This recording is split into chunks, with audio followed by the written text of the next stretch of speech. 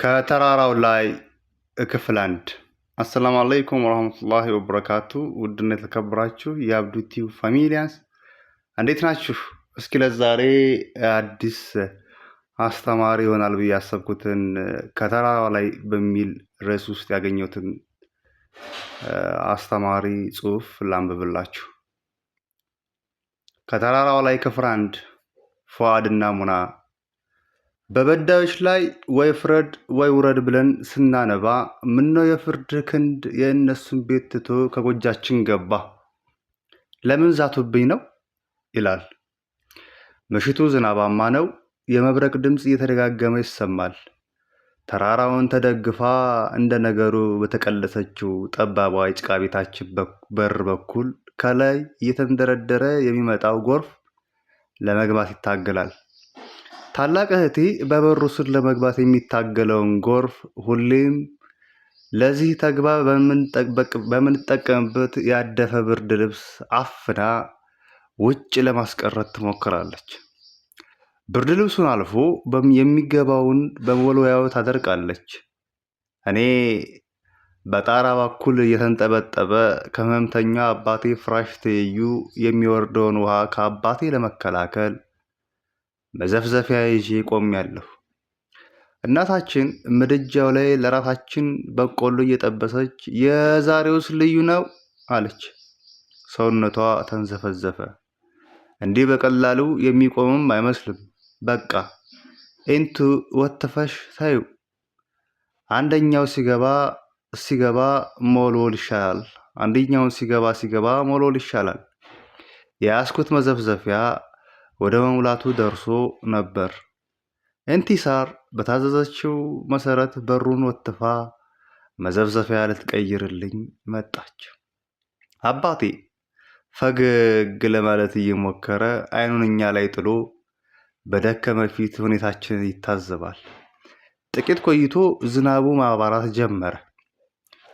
በቆላችንን እየበላን መጫወት ጀመርን። ትንሽ እንዳወራን እህቴ ነገ በጠዋት ስራ ስለምትገባ ለመተኛት ተመቻቸች። ከጎና ተወሸኩኝ። ሁሌም ከእሷ ጋር ካልሆነ መተኛት እፈራለሁ። ልተኛ ብልም ብርዱን አልችለውም። ኤንቱ 20 ዓመቷ ነው። የቤተሰባችን አስተዳዳሪ ናት። ትምህርቷን ያቋረጠችው አባቴ በኩላሊት ህመም ምክንያት ስራ መስራት ሲያቆም ነበር። እናቴ እግሯን ስለሚያማት ረዥም ሰዓት ቆማ መስራት አትችልም።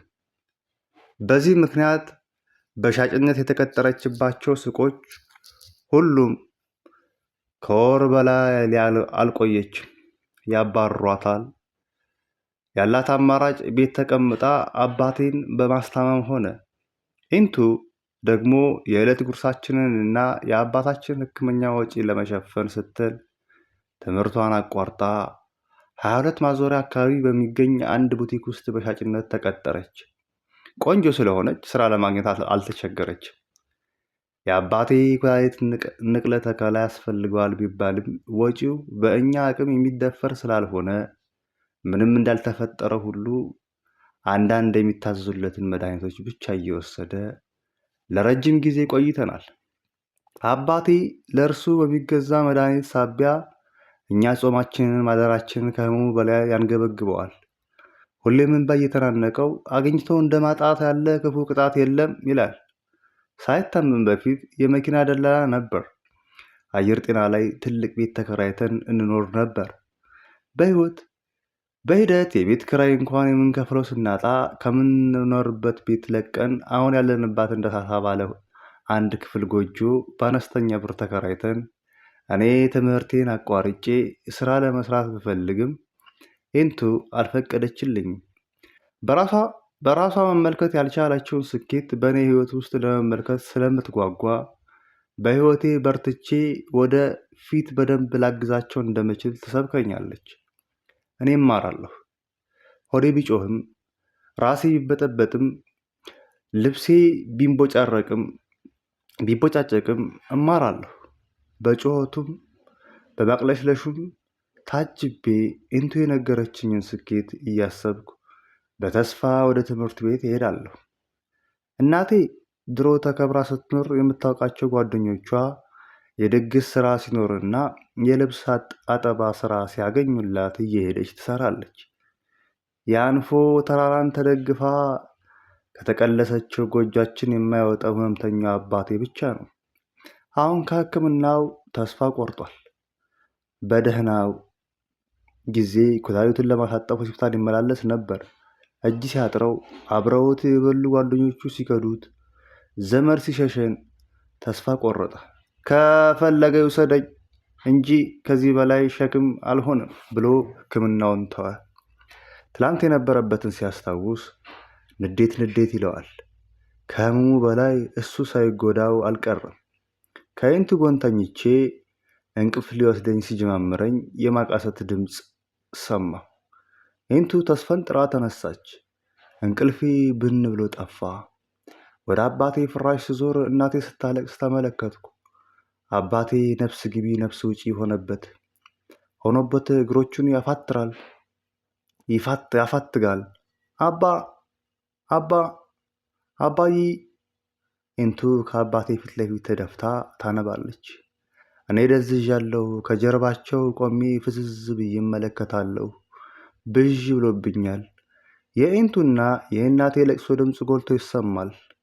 ብዥ ጥርት፣ ብዥ ጥርት፣ ብዥ ጥርት የለቅሶ ድምፅ። አባዬ አባዬ! ሲሚሬ ሲሚሬ የሚል የሰቆቃ ድምፅ ዜማ የጆሮዬን ታምቡር ይደበድባል። በደም ነፍስ ወደ አባቴ ሄጄ እላዩ ላይ ተኛሁ። ሰውነቱ በላብ ረጥቦ ነበር። ቀስ እያለ ቅዝቅዝ ማለት ጀመረ። የሚል የጣር ድምፁም ጠፋ። እናቴ እሪታዋን አቀለጠችው። ኢንቱም ተከትላት እሪ ማለት ጀመረች። ነገሩ አልገባኝም። ሌላ ዓለም ላይ ያለሁ ይመስል ሁሉ እንግዳ ሆኖብኛል። ጎረቤቶቻችን መጥተው ቤታችንን ቆረቆሩ። ቀስ በቀስ ቤታችን እየተንቀሳቀሱና እየጮሁ በሚያለቅሱ ሰዎች ተሞላ። አሁን የአባቴ መሞት ለእኔም ተገለጸልኝ። አባዬ እኮ ሳይታመም በፊት እኛን መዝናኛ ቦታ ከወሰደን አብሮ የጎረቤቶቻችንን ይዞ ይሄድ ነበር። የተቸገረ ሰው ከፊቱ መጥቶ በባዶ ተመልሶ አያውቅም። ዘመድ ቢቸገር ቀድሞ የሚደርሰው እርሱ ነበር። የእርሱ ተራ ሲሆን ግን የሚደርስለት አጥቶ ኩላሊቱን እንኳን ማሳጠብ ተስኖት እየነደደ ሞተ። እና ይሄ ፍትህ ነው? ማንስ ጋር ይከሰሳል? እና ከዚህ በኋላ አባት የለንም። በድንጋጤ ከገባሁበት ፍዘት ወጥቼ ቤታችን ውስጥ እየሆነ ያለውን ሳይ የዓይኔ ቋጠሮ ተፈታ። እየተሰቀሰቅኩ ማልቀስ ጀመርኩ። ጎረቤታችን ሕፃን ስለሆንክ አቅፈው ሊያባብሉኝ ይሞክራሉ። ሌሊቱን ሙሉ ቤት በእንባ እስኪረጥብ ሲለቀስ አደረ። ኢንቱ ደጋግማ በስስት ትመለከተኝና አቅፋኝ እየተንሰቀሰቀች ታለቅሳለች። ኢንቱ አባዬ ሞተ ባለማመን ውስጥ እየዋለልኩ ጠይቃታለሁ። ኢቦይ እኔ ያለሁልህ እሺ? እማዬ ያለችልህ እሺ? እንባዋ ከዓይኖቿ ቅጥር በቡድን እያመለጠ ልታባብለኝ ትሞክራለች። አባዬ ፊት ላይ ማታ ያየሁት ፈገግታ ፊቴ ላይ ይመላለሳል። ሞተ ሲባል ምን ማለት ነው? በልጅነት አእምሮዬ መልሱን አስሳለሁ። ጠዋቱን አባቴን ለመቅጠር የአካባቢው ሰው ተሰበሰበ። አካባቢያችን ላይ የጅናዛ ትጥበት የሚደረግበት ቦታ ስላልነበረ ጋሽ አብዱራዛቅ ከሁለት የሰፈራችን ወጣት ልጆች ጋር ሆነው ከበሩ ፊት ሊያጥቡ መዘገጃጀት ጀመሩ። ወዲያው የጓደኛ አብዱል ከሪም አባት ናስኪ ኢቦይ ብለው ራሴን እያሻሹ ወደ ቤታቸው ወሰዱኝ። አባቴ ሲታጠብ እንዳላይ ነበር። ከአብዱል ከሪም ጋር እነሱ ቤት ውስጥ ተቀምጬ ስለሆነው ነገር ለማሰብ ሞከርኩ። አባቴ ደንደን ያለ ሰውነት ነበረው። እኛም የምንማረው የግል ትምህርት ቤት ነበር። የምንፈልገውን እንበላ ነበር። ከቤታችን የማይጠፉ ብዙ ዘመዶች ነበሩን። አባቴ መኪና ነበረው። አባዬ በታመመ በ3 ዓመት ውስጥ ግን ነገራቶች የተገላቢጦሽ ሆኑ። የአባቴ ሴራ መንቀሳቀስ የሚፈልግ ስለነበር እሱ ሲታመም የገቢ ምንጫችን ደረቀ። ለሕክምናም ሲባል በእጁ ላይ የነበረውን ገንዘብ ጨረሰ። ክፍል 2 ከተራራው ላይ ነገ ይቀጥላል። ለነበረን ቆይታ እህት ወንድሞቼ ከልብ አመሰግናለሁ።